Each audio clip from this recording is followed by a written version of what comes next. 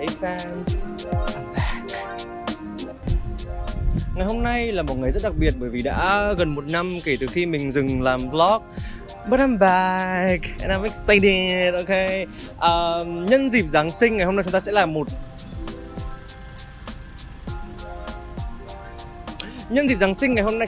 một vlog đặc biệt. Chúng ta sẽ làm một cái cheese board, uống rượu vang và cùng nhau ngồi tâm sự.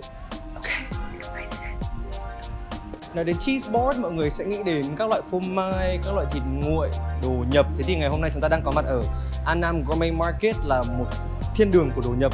Và ở đây sẽ có đủ tất cả các cái đồ để ngày hôm nay Long làm một cái cheese board cho mọi người. So, let's go.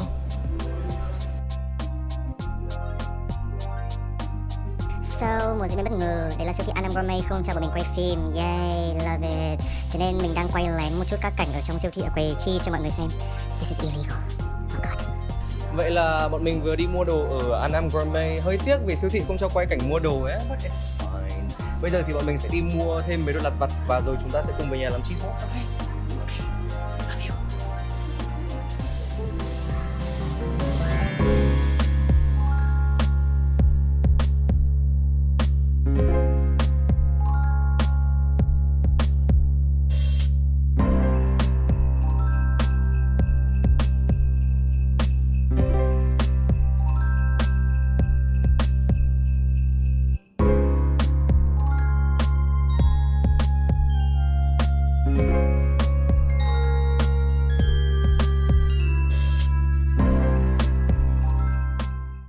Chào mọi người, hi, miss me. Chúng ta đang ở trong căn bếp để làm cheese board ngày hôm nay. Mình đã trang trí một chút, chúng ta có cây thông, vòng Giáng sinh, something, you know, we have lots of stuff. I'm excited, yeah. Ok. Nào, bây giờ chúng mình sẽ cùng nhau bắt tay vào làm cheese board. Đây là tất cả những thứ đồ mà mình đã mua ngày hôm nay, hầu hết là ở Annam Gourmet, nhưng mà có một số đồ thì mua chỗ khác. Đầu tiên chắc chắn cheese board là phải có cheese. Ở đây chúng ta có ok. Alright, đầu tiên chúng ta có cheese. Với cheese board thì thường các bạn có thể mua khoảng tầm 4 đến 5 loại, hoặc nếu bạn fancy và thớt nhà bạn to thì bạn mua 6-7, that's fine. Ở đây mình mua 4. Với cheese board thì thường mình sẽ mua nhiều loại cheese với nhiều các cái texture, độ cứng, hương vị khác nhau. Đầu tiên là mình mua cái màu cam cam này, this one, right, not melon but mimolette. Cái này là phô mai mimolette. Để tả về hương vị thì cái này là một loại phô mai là bằng sữa bò và nó hơi giống parmesan một chút, a little bit like parmesan. Nhưng mà cái này có màu cam đặc biệt, không phải là vì vi khuẩn hay mốc gì hay gì cả đâu, mà cái này màu cam là gì biết không? Màu điều. Surprising, như Việt Nam luôn đó. Cái này là được có màu điều cho vào trong quá trình làm cái sữa để làm cái cheese, nên là được có màu như này. Cũng không ảnh hưởng đến vị nhiều lắm. Cái vị thì nó hơi nhậm và đắng hơn parmesan. Nếu bạn nào ăn mì mà hay cho parmesan thấy vị rất là ngậy và hơi đắng nhẫn một chút ấy, thì cái mimolette này nó sẽ đắng hơn và vị nó nutty hơn một chút. Nó có vị như kiểu hạt dẻ, với cả vị kiểu walnut, đi với cả các cái đồ mà có vị hạt rất là hợp. So the first one is mimolette. Cái tiếp theo mình có là một loại cheese trông kiểu mốc meo bèo bọt, mốc thật. Đây, một loại cheese, cái này là goat cheese, phô mai dê. Và loại này thì nó hơi đặc biệt một chút bởi vì là nó có được phủ bên ngoài một lớp nó là cái gì nhỉ? Basil là húng và hạt thông, đúng không? Goat cheese có người thích có người không, bởi vì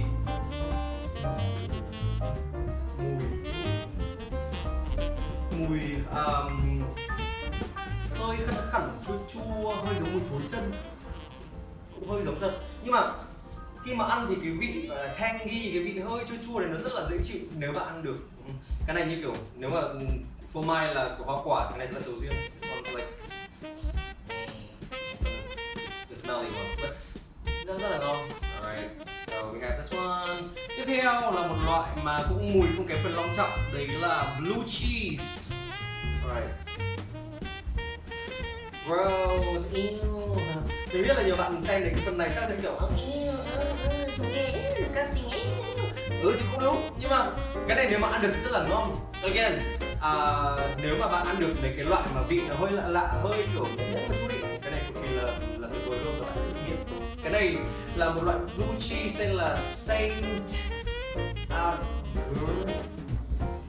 Mình xin lỗi, mình không biết đọc từ Pháp. Saint Agur, Saint Agur, something like that. Cái loại blue cheese này là một loại rất nổi tiếng ở Pháp. Blue cheese thì có nhiều loại như gọi là Roquefort hay là Stilton. Và có cái này thì chắc là nhiều người sẽ không biết là Saint Agur. Thì đây nó có cái vỏ cho mọi người xem, nhưng mà cái này rõ ràng là bị nhân viên cắt mất rồi. Nhưng mà cái loại này rất là ngon, cái vị nó rất là đậm. Và loại này thì nếu bạn để ý cái mốc ấy, cái mâu, cái nấm gọi là gì nhỉ? Penicillium, nó nhiều hơn so với các cái loại blue cheese khác. Alright. Cái cuối cùng trong 4 loại, cái này là cái loại mà mềm nhất. Cái này thì mua từ ban nãy mang về nó bị mềm một chút rồi. Cái này là Brie là loại phô mai mềm nhất trong 4 loại này. Và Brie là một cái dạng phô mai gọi là bloomy rind, tức là cái cùi nở hoa, bloomy nở hoa. Thì đúng không? Đúng. Cái bloomy rind thì bạn sẽ thấy là như kiểu phô mai Brie hay là camembert thì là bloomy rind. Và nó có hai cách làm. Một là cái nấm ấy sẽ được cấy vào trong cái sữa khi mà đang còn là chất lỏng, cái đang muối. Và cái thứ hai là cái nấm mốc đấy sẽ được xịt lên trên cái miếng phô mai đã làm rồi. Và khi mà cái nấm mốc đấy nó tiếp xúc với oxy và nó bắt đầu nảy nở sinh sôi thì nó tạo ra cái viền bên ngoài này. Khi mình thấy là cái phô mai rõ ràng là nó có phần bên trong rất là sánh, nó rất là creamy, rất là chảy, đúng không? Nhưng cái viền ngoài thì lại khá là cứng. Và nó có một cái viền cứng và thường màu hơi trắng trắng nâu nâu này, thì đấy là dấu hiệu nhận biết của cái bloomy rind. Cái này thì mùi sẽ không gây bằng blue cheese hay là goat cheese, nhưng mà cái này vị lại hơi kiểu nếu bạn ăn ấy bạn sẽ thấy có vị kiểu gọi là súp lơ, vị nấm, vị thối chân, nhưng mà ăn quay nó sẽ ngon. Right. Vậy thì tóm lại là ở đây mình có 4 loại cheese. Bạn có thể chọn loại bạn thích. Sẽ có nhiều người xem bảo ôi em ăn một fancy chẳng mua đồ anh nhá. True. Nhưng mà nếu mà bạn mà không ăn được những loại cheese quá dị hay là quá là mùi thì mình có thể mua những cái cheese mà nó nhẹ nhàng với mũi hơn chẳng hạn. Mình có thể ăn cheddar, mình có thể ăn phô mai con bầu cười, whatever. Miễn sao là mình nghĩ là được, nhưng mà mình muốn là gì, nó phải có nhiều độ cứng độ mềm khác nhau để mà tất cả mọi người có thể ăn được cái gì đấy. Vậy thì coi như bây giờ phần cheese đã xong, mình sẽ bắt đầu xếp lên đĩa. Thế thì cái phần này là phần rất quan trọng này, vì nó sẽ quyết định bố cục của toàn bộ cái khay cheese mode này. Right. Vậy thì sẽ có nhiều cách xếp. Có những người thích xếp theo kiểu tứ chấn, một cái bốn góc. Và những người thích xếp theo kiểu gia đình sum vầy, cả cheese nằm với nhau, đồ trang trí xung quanh. Cá nhân mình thì thích xếp theo kiểu vòng tròn. Mình sẽ xếp nó theo chu kỳ đồng hồ và mình sẽ xếp thứ tự từ mềm nhất đến cứng nhất để người ăn có thể ăn được vòng tròn dối. Thế thì cái cứng nhất mình sẽ đặt lên trước, cái cứng nhất sẽ là cái mimolet.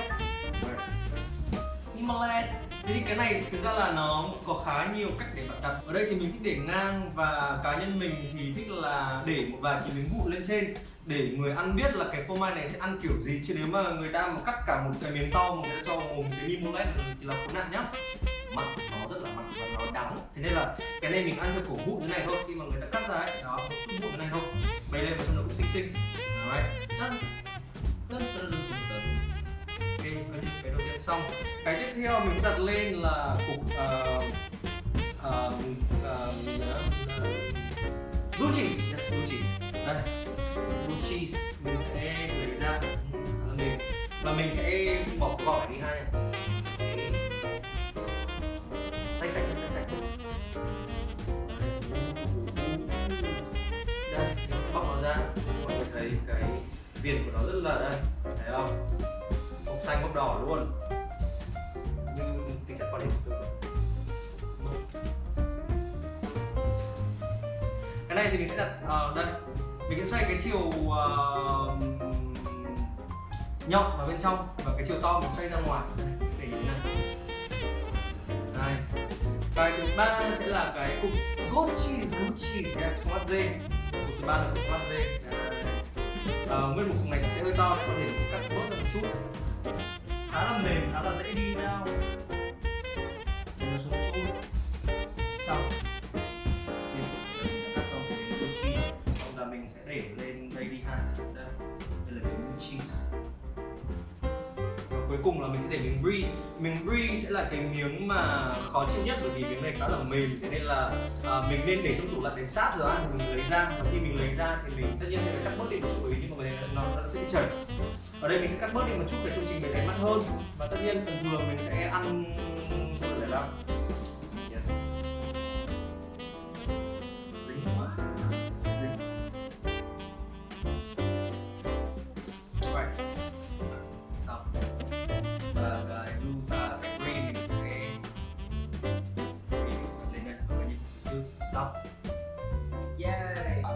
Đây là một cái thớt đá, nó là một cái thớt mà cắt từ một phiến đá ra, nó là một cái thớt xích. Oh my god, và nó rất là nặng như bia. Ok, yay. Yes. Xong. Sau khi đã xong về phần cheese, bây giờ ta sẽ động đến các phần khác trên bàn.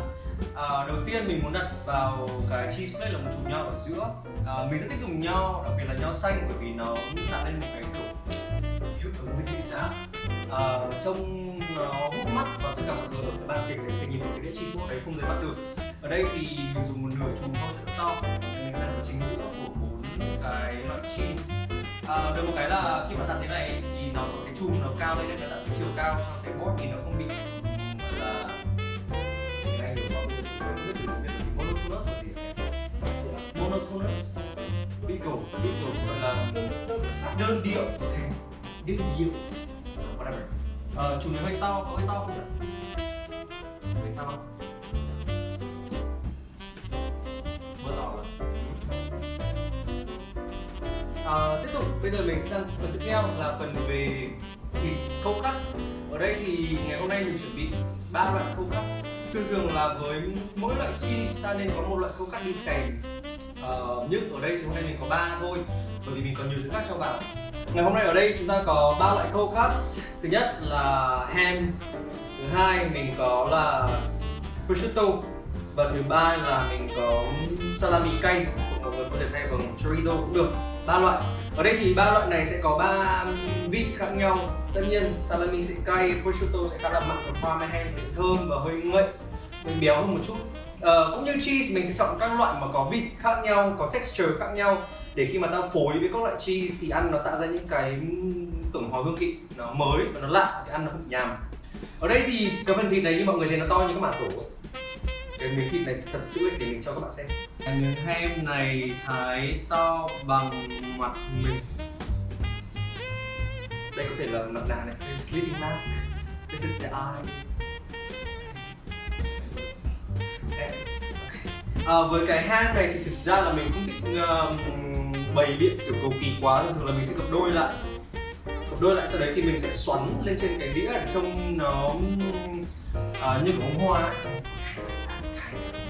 Đây mình sẽ gập lại, sau đấy thì mình sẽ xoắn đặt lên nha, đặt lên, xoắn nó lại, xoắn nó lại. Okay, cool, very cool. Alright, và ở đĩa này thì mình đặt khoảng vài ba cái nữa. Xuất sắc. Alright, vậy là phần thịt đã xong. Bây giờ sang phần tiếp theo là cái prosciutto. Với prosciutto thì mình thích để kiểu uốn lượn một chút. Mình sẽ để ở phía góc bên này của đĩa đi, mình sẽ để một cái prosciutto. Prosciutto hôm nay bạn ấy thái khá là mỏng. Như cái điều ra, thì thường mình sẽ đi gập nó lại một chút theo kiểu lượn sóng. Đây, mọi người thấy cái vân mỡ nó lượn sóng không? Đây, như vậy. Mình sẽ đặt lên cái đĩa.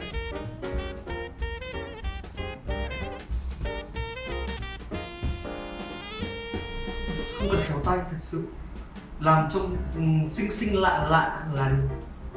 No one's gonna judge you. If they judge you, screw them. Okay. Và cuối cùng mình sẽ đặt cái salami cay lên. Salami cay thì có thể gập thành hình cánh hoa. Với miếng salami thì thường mình sẽ gập đôi lại, và rồi sau đấy thì mình sẽ gập cuộn vào một chút để tạo thành hình kiểu cánh hoa, như này. It's like a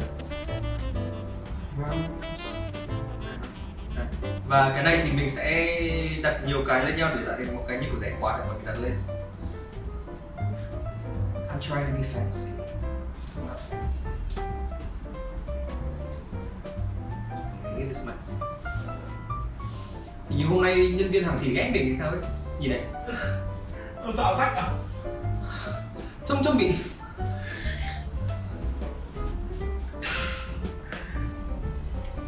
We're gonna be careful. We're gonna be careful around here. Gặp lại. Look. Yeah, not bad. See? Hai cánh. Right. Rồi mình cuối cùng.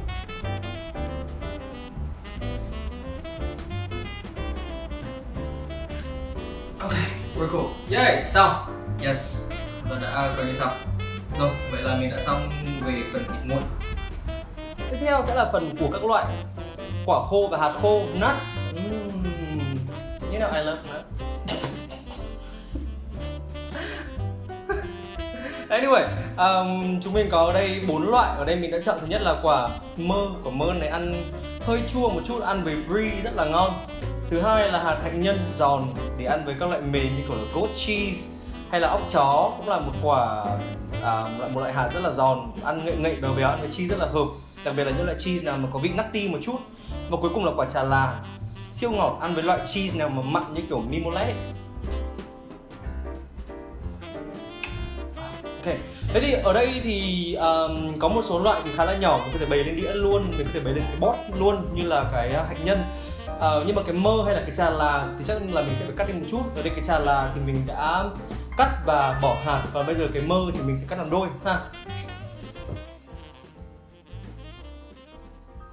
Mình sẽ cho quả mơ vào cạnh brie bởi vì cái brie, cái vị ngậy và hơi mặn mặn của nó ăn với cái vị chua ngọt của mơ rất là hợp. Đấy. Tiếp tục sẽ là các loại khác như là ở đây mình có walnuts. Walnuts thì mình sẽ để len vào giữa cái chỗ của thấy vào chỗ giữa cái ham của nho. Một ít cái walnut. Cái walnut này mà mọi người rảnh ấy, mọi người có thể caramelize xào với đường. Best. Right. Tiếp tục là một chút của quả trà là. Quả trà là thì mình sẽ để ở góc bên này đi ha, ở chỗ gần cái goat cheese bên này. Và cuối cùng thì mình sẽ cho hạnh nhân. Một ít thôi, hạnh nhân này thì đã tẩm với đường rồi, hoặc là mọi người có thể ra Circle K mua loại hạnh nhân tẩm vani, tẩm các vị cay của Hàn, rất là ngon. Right. Hột trứng tỏi với ai? Ngu.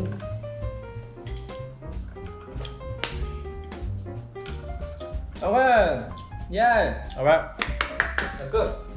Tiếp theo sẽ là hai nguyên liệu cũng khá là hay. Thứ nhất mình có là sun-dried tomato, là cái quả cà chua khô, phơi khô, ngâm dầu với nụ capers, nụ bạch hoa. Và thứ hai là mix của ô liu xanh và ô liu đen. Hai cái này thì mình đựng trong hai cái ramekin màu khá là yêu. Đây, cái này thì mình sẽ đặt vào hai vị trí ở trên bàn. Đây, cái này đi, xinh ha. Ok. Ngoài hai loại này ra thì về sốt mọi người có thể mua những loại khác nếu tìm được, chẳng hạn như là mứt sung, hoặc là có thể tự làm caramelized onion, hoặc là thậm chí là nếu tìm được thì hãy có thể mua cái pepper jelly là thạch ớt. Ăn nó khá là cay nhưng ăn cùng các loại cheese này thì khá là vui. Ok, nhiều phết rồi đấy nhưng mà vẫn còn. Cái khay này thực ra đồ thì cứ nhiều là sẽ đẹp thôi, nhưng cái vấn đề là đắt. Nó đắt như chó. Cái này là cái mà tôi sẽ ăn kiểu một năm một lần. And this is it. Ok, but anyway, sau khi đã bày xong thì bây giờ mình còn tiếp tục một số nguyên liệu khác mà mình sẽ để lên. Thứ nhất là crackers. Mình có mua một số loại bánh giòn để ăn cùng với cheese, để nó có cái gọi là gì nhỉ? Texture, ăn có kiểu có cái giòn, có cái mềm, có cái dai, ăn cùng với nhau thì nó hay. Ở đây thì mình có 3 loại crackers. Thứ nhất là một cái cracker mè đen, vì mình nghĩ là màu đen cho nên trông sẽ khá là đẹp. Thứ hai là một cái bánh mì kiều mạch, màu có hơi xám xám. Và thứ ba là một loại ở đây thì là cái bánh rosemary cracker, ăn hơi thơm thơm vì có là lá hương thảo. Thế thì ở đây mình sẽ tìm chỗ nào mà còn chỗ ở trên bàn thì mình sẽ nhét vào thôi. Thực sự thì khi đã đặt được mấy cái cheese lên trên rồi ấy, thì phần còn lại là tự biên tự diễn nhá. Mình đào được chỗ nào ra thì mình nhét vào nhá, mọi người nhá. Ok. Sau đó bây giờ coi như bánh đã xong. Mình sẽ còn một chút mấy cái nhỏ nhỏ nữa thôi. Thứ nhất ấy là ở đây mình có mật ong.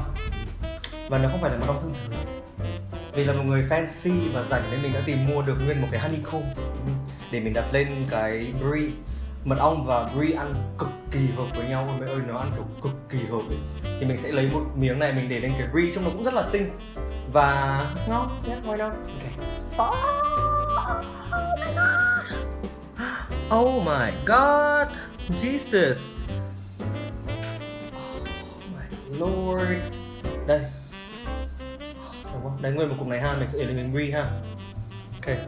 Sẽ không lấy quá nhiều mật ong bởi vì sợ là nếu mà lấy nhiều mật ong quá thì cái miếng brie nó chảy ra tùm lum thì là trông nó không có sạch. Vậy là hầu như tất cả các thứ đã xong rồi. Bây giờ chỉ còn một chút là mình muốn có thêm một ít hoa quả tươi bởi vì hoa quả tươi ăn cùng với cheese khá là ngon. Ở đây mình mua một quả táo. Và đây không phải là một quả táo bình thường, yes, bởi vì đây là một video đặc biệt. Mình có một quả táo đặc biệt, of course. I'm fancy, I'm bougie. Đây là một quả táo Lucy Rose và nó đặc biệt ở chỗ đây, để mình cắt cho mọi người xem ha. Nếu mọi người cắt ra ấy, mọi người sẽ thấy là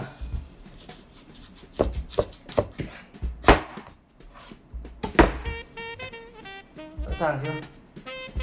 3, 2, 1.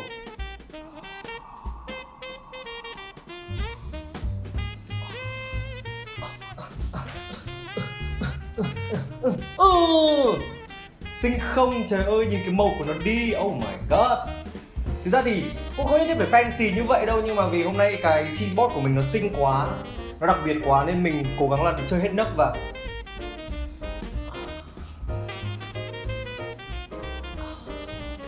một lần nữa. Xuất sắc. Quả táo này thì mình sẽ mà quên, cũng mua ở Anam Gourmet nha. Quả này là bao nhiêu tiền nhỉ? 75.000 à? Một quả này á? Là một người mua hàng không để ý giá tiền. Tôi hối hận về chuyện này. Nhưng it's okay, it's okay. Because this is special, it's special, alright? Oh, Jesus! Mẹ ơi, bố ơi! Ông Tường bà Ngọc ơi, ra mà xem, táo đẹp quá! Trời ơi! Alright, và... Oh my god, to finish. Okay, alright. Về cơ bản là chúng ta đã xong. Về cơ bản, you know me. Khi nào mà bạn tưởng là mọi thứ đã được 10/10 rồi thì bạn sẽ thêm cho thành 12/10. Và để thêm cái đấy thì mình đã mua edible flowers. Because I'm bougie, because I'm that person, I'm that person that you know I am. Đây là hoa edible. Đây, mình sẽ đặt lên trên cái bánh đi, hay để đây là cái cheese. Oh my god. Cài vào cái cheese này ha. Make it pretty, make it gorgeous. Oh my god, that's so gorgeous.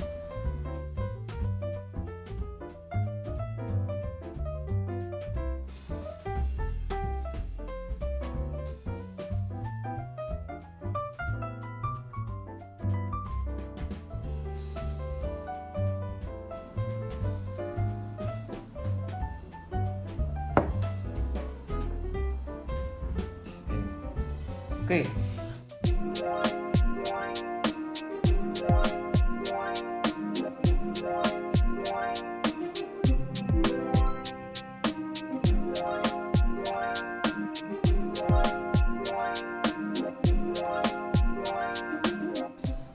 Now, wow. Dọn dẹp hết rồi, bây giờ mới đến phần để ăn uống và tâm sự. Ngày hôm nay một gì đặc biệt, những gì Giáng sinh mình đã chuẩn bị một chai rượu. Yes, bởi vì mình là một người nghiện rượu.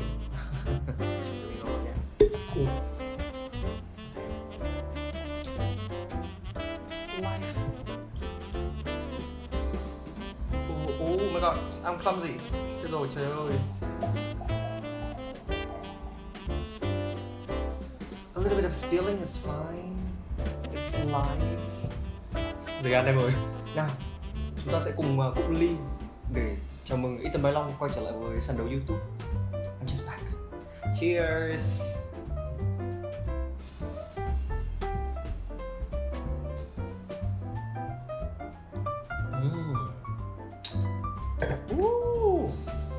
Ở video này mình xin hứa nếu lần này mình còn lần nữa và không ra video nữa, mình sẽ bỏ nghề. Mình sẽ bỏ nghề YouTuber, mình sẽ bỏ cả nghề giáo viên và mình sẽ vượt biên sang Campuchia sinh sống. Thank you. Hứa nhá, let's cheer to that. Okay.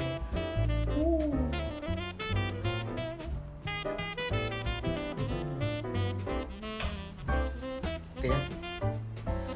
Ok, tâm sự nhẹ nhàng như vậy để mọi người hiểu tinh thần thôi. Chứ bây giờ thì chúng ta sẽ đi vào khai tiệc.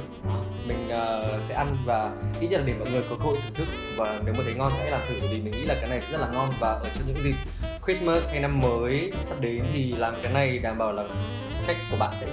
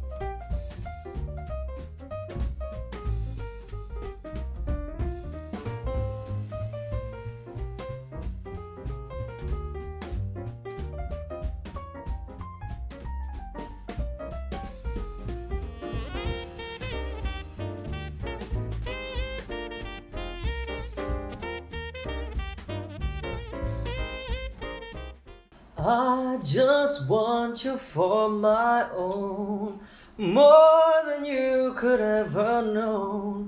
Make my wish come true. All I want for Christmas is